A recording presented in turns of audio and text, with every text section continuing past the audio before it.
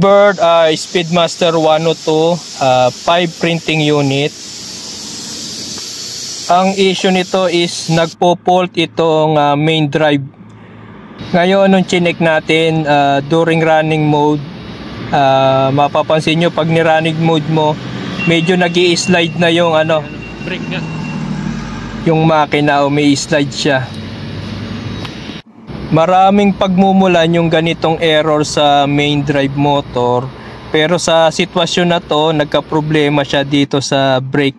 So binaklas lang natin itong brake set, tapos inassemble ulit saka kinalibrate natin.